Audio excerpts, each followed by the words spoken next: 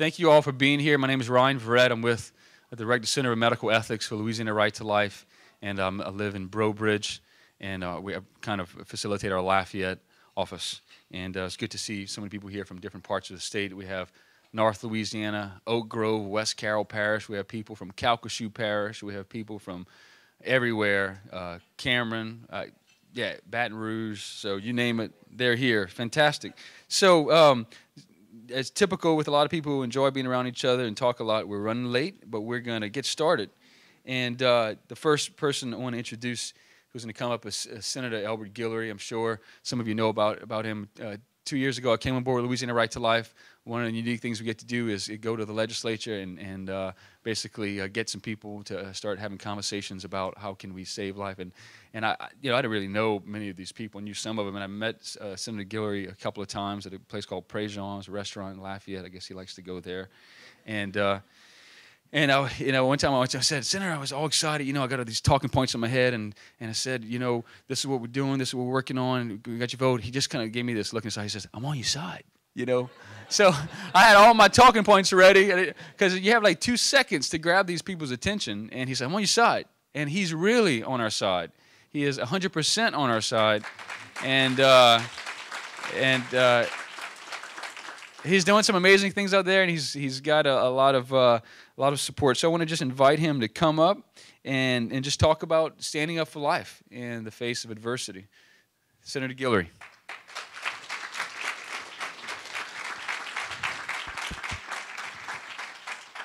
Thank you. Welcome.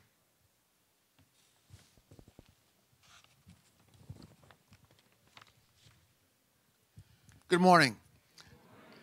It is a beautiful day, and a great day to be here, and a great day to be alive. There are a lot of people who are not with us this morning. Millions of them are little babies who were aborted, their lives snuffed out. But, we talk about the right to life and the beginning of life often.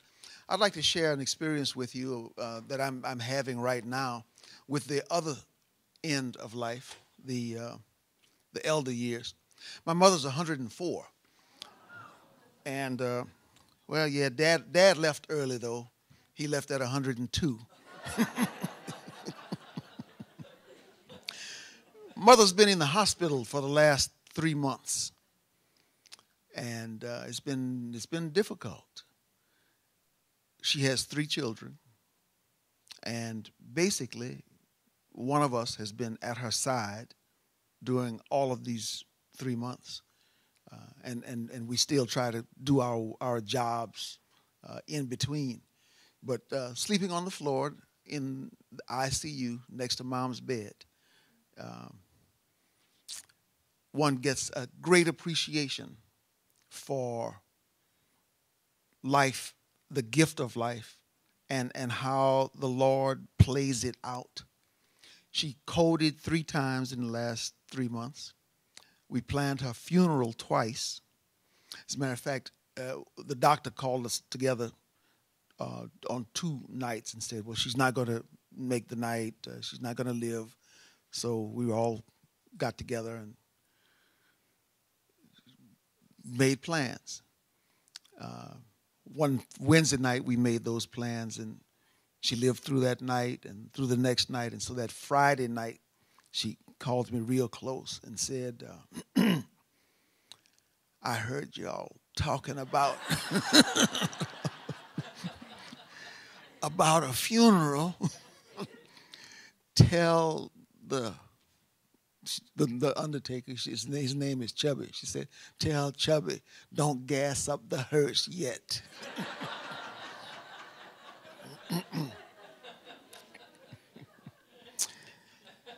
She is one incredible person. But to see her hold tenaciously to life reminded all of us how valuable this gift is, and how we should fight very hard to protect it from the moment of conception until the last breath is drawn.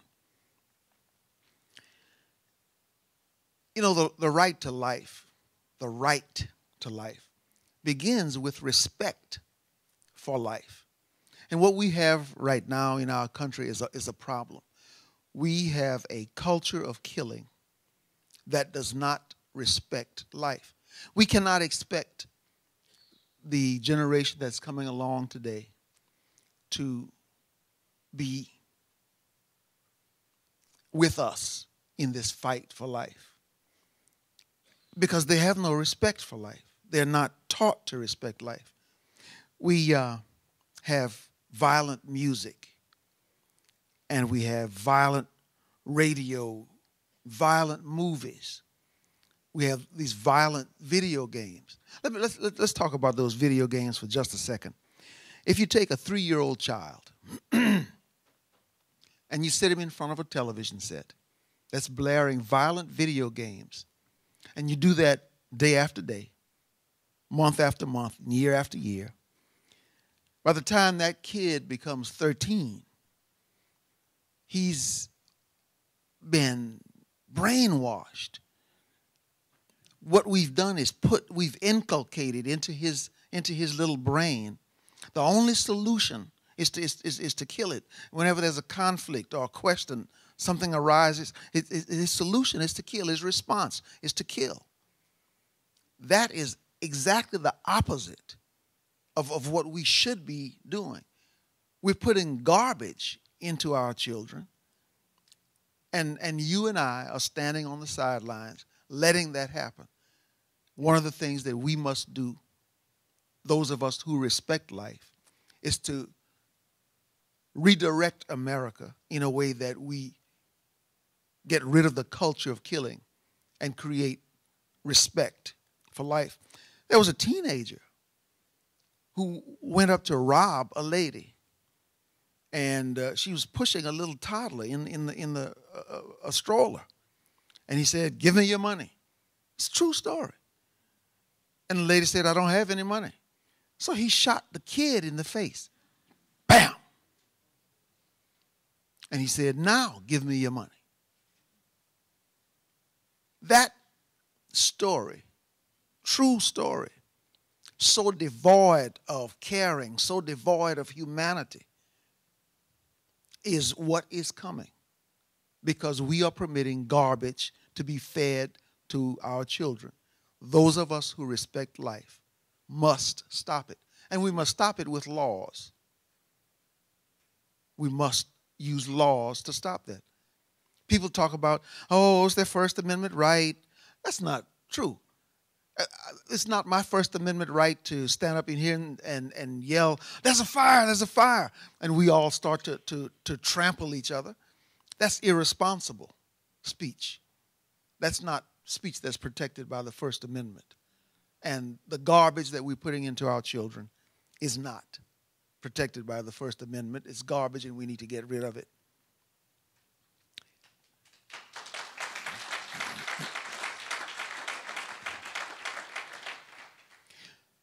We in Louisiana have been particularly successful in looking at the abortion area.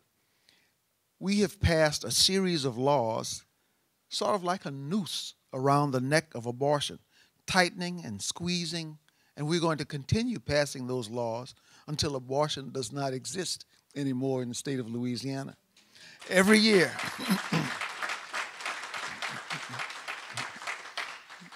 Most of you are too young to remember what a block of ice was. A long time ago, ice was sold in big blocks, and you'd put that in a thing called an ice box, which was the grandfather of the refrigerator.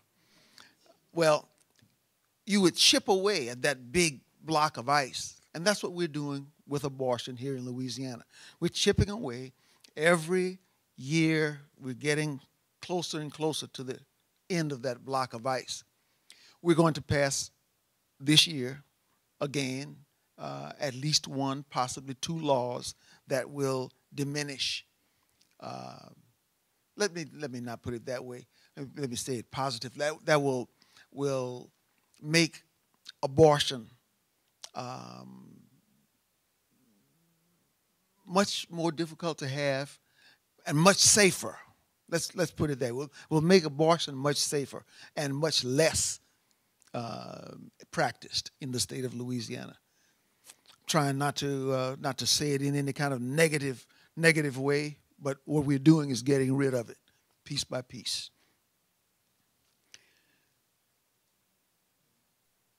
One of the other things that we must do is to provide alternatives, viable alternatives to abortion.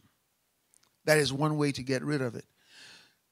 Adoption is something that we're doing, and more churches, I'm happy to see, are getting involved in adoption. They are, whole groups of people are moving toward adopting, the churches are moving toward adopting 3 or 4 individuals, 3 or 4 children. I'm glad to see that. The more adoption that's there, the fewer abortions there will be. We've kind of gotten away from abstinence. We had an abstinence program that was really going great guns in Louisiana a few years ago, and we've kind of put it on the back burner, stepped away from it. Abstinence is a viable alternative. It is a different lifestyle. It will not work for everyone, but for many children, it will work. And we need to make sure that they are aware of it and that they have that alternative. Education. We need to teach more children about the causes and effects of their behavior that can lead to pregnancy, which can lead to abortion. We've got to educate them so that they can choose other courses of behavior. Children's homes. You know, there used to be these orphanages, and they came into great disrepute at one point. Abuse and all kinds of other things. And so we threw the baby out with the wash, so to speak. But children's homes can be a very viable and efficient alternative. We need to invest more in children's homes, in good, Christian, clean living children's homes. It's a much better way to bring up children than some of the ways that children are being brought up today. And it's a way for all of us to have more input into it, into the upbringing of children. So please keep that in mind. Children's homes. Orphanages don't have to be the old style negative places that we all remember and that we think about. Children's homes. We need more assistance for reluctant mothers, more parenting classes. I was speaking to a group of Republican women not long ago, and as a result of our conversations, that organization is going to start putting on parenting classes. Who better than responsible mothers to teach young people about, young ladies, how to become responsible mothers? So I'm glad to see that we're going to have some more of that, and I urge you to look at the possibility of having more parenting classes for reluctant mothers. More employment preparation.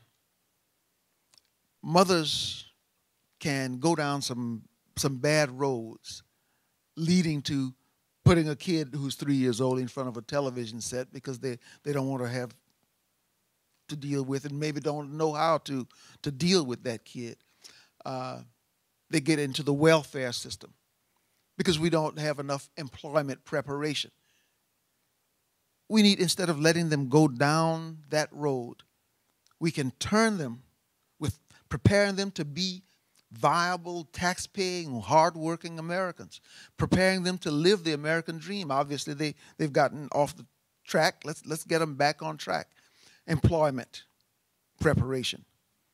Adult education, we need to invest a little bit more in so that those mothers who've dropped out in the 7th grade and the 9th grade will be able to complete their high school educations and get into the trade school system, which is a lot better for all of us than having them get into the welfare system. Psychological counseling for those extreme cases. Again, we're talking about the reluctant mothers and the support that we need to give to them.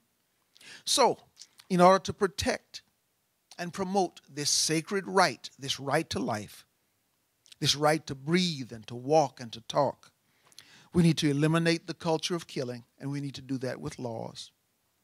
We need to pass more laws squeezing abortion until abortion ceases to exist. And we need to provide more viable alternatives to abortion. Now, this war for life is waged with laws. I'm a lawyer and I'm a legislator, and so I'm really familiar with it. And you would expect me to say that laws are a viable tool, a major tool in this war. And that's true. So we must elect politicians, legislators, who think the way that we think. Too often we sit back and we let people just come on in and represent us, give voice to us, and that voice is not what's in our heart. We have a senator right now. We have two. One is a great senator who represents us very well, and we have another one who is pro-abortion, and what she votes for is not in our hearts. So we need to unelect those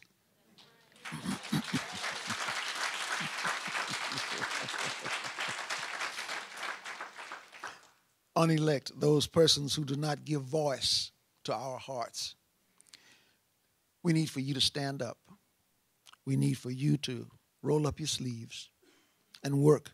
If we are going to protect life and promote life, it starts with each of us. So let's roll up our sleeves and do our jobs. He's watching.